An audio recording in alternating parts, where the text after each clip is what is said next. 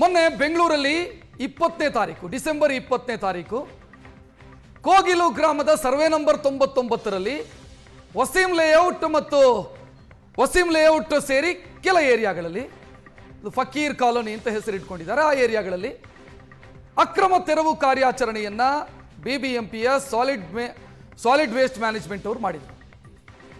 ಆ ಸಂದರ್ಭದಲ್ಲಿ ಸುಮಾರು 200ಕ್ಕೂ ಅಧಿಕ ಮನೆಗಳನ್ನು, ಅಲ್ಲಿ ನಿರ್ಮಿಸಲಾಗಿದ್ದಂಥ ಮನೆಗಳನ್ನು, ತಾತ್ಕಾಲಿಕ ಶೆಡ್ಗಳನ್ನು ನೆಲಸಮ ಮಾಡಲಾಗಿತ್ತು. ಆ ಸಂದರ್ಭದಲ್ಲಿ ಅಕ್ರಮದ ವಿಚಾರವನ್ನು ನಾವು ತೆರವುಗೊಳಿಸಿದ್ದೀವಿ, ಅಕ್ರಮವಾಗಿ ಕಟ್ಟಿರುವಂಥ ಕಟ್ಟಡಗಳನ್ನು ತೆರವುಗೊಳಿಸಿದ್ದೀವಿ ಅನ್ನೋದಕ್ಕಷ್ಟೇ ಸೀಮಿತವಾಗಿತ್ತದು ಚರ್ಚೆ. ಆದರೆ ಯಾವಾಗ ಕೇರಳದ ಮುಖ್ಯಮಂತ್ರಿ ಪಿಣರಾಯಿ ವಿಜಯನ್ ಅವರು ಇದರಲ್ಲಿ ಎಂಟ್ರಿ ಆದರು, ಅದಕ್ಕೆ ಧರ್ಮದ ಲೇಪನವನ್ನು ತರಲಾಯಿತು.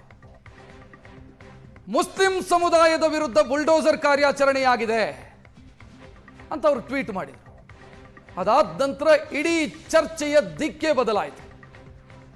ಮುಸಲ್ಮಾನರನ್ನ ಟಾರ್ಗೆಟ್ ಮಾಡಿ ಕಾರ್ಯಾಚರಣೆಯನ್ನು ಮಾಡಲಾಯಿತು ಅನ್ನುವಂಥ ವಾದ ಶುರುವಾಯಿತು.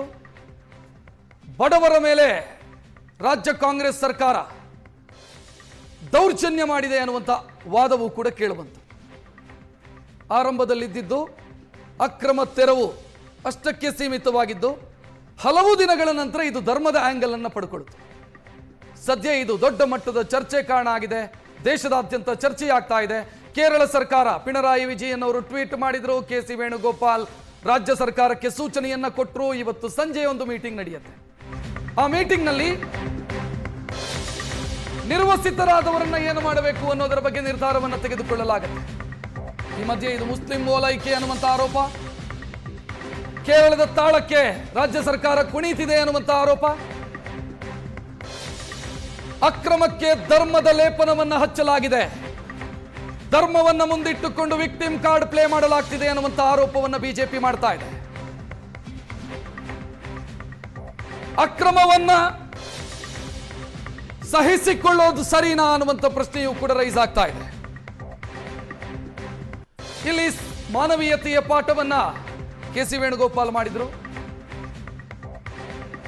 ಇದರ ಬೆನ್ನಿಗೆ ಈ ಸೆಲೆಕ್ಟಿವ್ ಮಾನವೀಯತೆ ಸರಿನಾ ಅನ್ನುವಂಥ ಪ್ರಶ್ನೆಯನ್ನ ಜನ ಕೇಳ್ತಿದ್ದಾರೆ.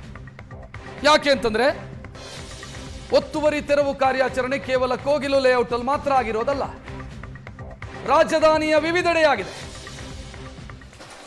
ಮೊನ್ನೆ ಕೆಜಿಹಳ್ಳಿಯಲ್ಲಿ ಒತ್ತುವರಿ ತೆರವು ಕಾರ್ಯಾಚರಣೆಯನ್ನ ಮಾಡಲಾಯಿತು. ಅಲ್ಲಿ ಮನೆ ಕಳೆಕೊಂಡವರು ತಮಿಳು ಭಾಷಿಕ ದಲಿತ ಹಿಂದೂಗಳು. ಅವರ ಪರವಾಗಿ ಧ್ವನಿ ಎತ್ತೋದಕ್ಕೆ ಯಾರೂ ಇರಲಿಲ್ಲ. ಇವತ್ತು ಬೀದಿಯಲ್ಲಿದ್ದಾರೆ. ಆದರೆ ಇದು ನ್ಯಾಷನಲ್ ಇಶ್ಯೂ ಆಯಿತು. ಅದು ಅಕ್ರಮ ಅಂತಾದ್ರೆ ಇದು ಅಕ್ರಮ. ಸೊ ಈ ಸೆಲೆಕ್ಟಿವ್ ಮಾನವೀಯತೆ ಎಷ್ಟರ ಮಟ್ಟಿಗೆ ಸರಿ? ಕೇರಳ ಎಲೆಕ್ಷನ್ಗೋಸ್ಕರ ಈ ವಿಚಾರವನ್ನು ಮುನ್ನೆಲೆಗೆ ತರುವಂತ ಕೆಲಸಗಳಾಗ್ತಿದೆ ಅನ್ನೋ ಟೀಕೆಗಳು ವ್ಯಕ್ತವಾಗ್ತಾ ಇದೆ. ನಿನ್ನೆ ಕೇರಳದ ನಿಯೋಗ ಭೇಟಿ ಕೊಟ್ಟಂತ ದೃಶ್ಯವನ್ನ ನೀವು ನೋಡ್ತಾ ಇರೋದು. ರಾಜ್ಯಸಭಾ ಸದಸ್ಯರೊಬ್ಬರ ನೇತೃತ್ವದಲ್ಲಿ ನಿನ್ನೆ ಭೇಟಿ ಕೊಟ್ಟರು. ಯಥಾ ಪ್ರಕಾರ ಕಾಂಗ್ರೆಸ್ ಸರ್ಕಾರದ ವಿರುದ್ಧ ವಾಗ್ದಾಳಿಯನ್ನ ಮಾಡಿದ್ರು. ಕೇರಳದಲ್ಲಿ 2026ಕ್ಕೆ ಎಲೆಕ್ಷನ್ ನಡೆಯೋದಕ್ಕಿದೆ. ಆ ಎಲೆಕ್ಷನ್ ನ ಪೂರ್ವಭಾವಿ ಕಸರತ್ತನ್ನ ಬೆಂಗಳೂರಿನ ಈ ಕೇಸನ್ನ ಮುಂದಿಟ್ಟುಕೊಂಡು ಮಾಡಲಾಗ್ತಿದೆಯಾ? ಈ ಎಲ್ಲಾ ಪ್ರಶ್ನೆಗಳು ರೈಸ್ ಆಗ್ತಾ ಇದ್ದಾವೆ. ಸರ್ಕಾರ ಕೇರಳದ ಲಾಬಿಗೆ ಮಣಿತಾ ಇದೆ, ಕೆ.ಸಿ. ವೇಣುಗೋಪಾಲ್ ಅವರ ತಾಳಕ್ಕೆ ಕುಣಿತಾ ಇದೆ.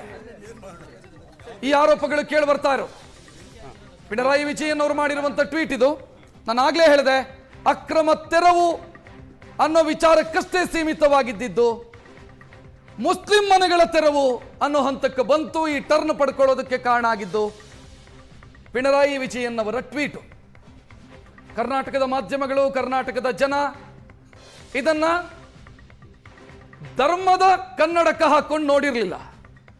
ಅಕ್ರಮ ಅನ್ನೋ ಕಾರಣಕ್ಕಾಗಿ ತೆರವಾಯಿತು ಅಷ್ಟಕ್ಕೆ ಸೀಮಿತವಾಗಿತ್ತು. ಧರ್ಮದ ಕನ್ನಡಕವನ್ನು ಹಾಕಿದ್ದು ಪಿಣರಾಯಿ ವಿಜಯನ್ ಅವರು. ನಂತರ ಅದು ಚರ್ಚೆ ಬೇರೆ ಬೇರೆ ರೂಪವನ್ನು ಪಡ್ಕೊಂಡು ಇವತ್ತು ಸಂಜೆ ಸಿಎಂ ಮೀಟಿಂಗ್ ಮಾಡೋ ಹಂತಕ್ಕೆ ಬಂದಿದೆ. ಹೇಗೆ ಮೀಟಿಂಗು ಅಂತಂದ್ರೆ, ನಿನ್ನೆ ಜಮೀರ್ ಅಹಮದ್ ಖಾನ್ ಹೇಳಿದ್ರು ಒಂದು ಗುಡ್ ನ್ಯೂಸ್ ಕೊಡ್ತೀವಿ ಅಂತ. ಅಕ್ರಮವಾಗಿ ಮನೆ ಕಟ್ಕೊಂಡಿದ್ರು ಅಂತ ಡಿಸಿಎಂ ಹೇಳ್ತಾರೆ. ಅಕ್ರಮವಾಗಿ ಕಟ್ಟಿಕೊಂಡಿದ್ದಂಥ ಮನೆಗಳಿಗೆ ಗುಡ್ ನ್ಯೂಸ್ ಅಂದ್ರೆ ಏನು? ಗುಡ್ ನ್ಯೂಸ್ ಕೇವಲ ಫಕೀರ್ ಕಾಲೋನಿ, ವಸೀಂ ಲೇಔಟು ಇದಕ್ಕಷ್ಟೇ ಸೀಮಿತನಾ? ಈ ಎಲ್ಲ ಪ್ರಶ್ನೆಗಳನ್ನ ಜನ ಕೇಳ್ತಿದ್ದಾರೆ. Around 200 houses were demolished, totally demolished. Even the students have not permitted to take their textbook. The bulldozer came in the early morning. Government is claiming that the notices had been issued to the concerned parties. If it's so, why didn't they come in the early morning? Why don't they come to here in the daytime? Why didn't they come in the daytime? If it had illegal constructions, how they got electricity, they got ration card. Around 200 houses were demolished, totally demolished. Even the students have not permitted to take their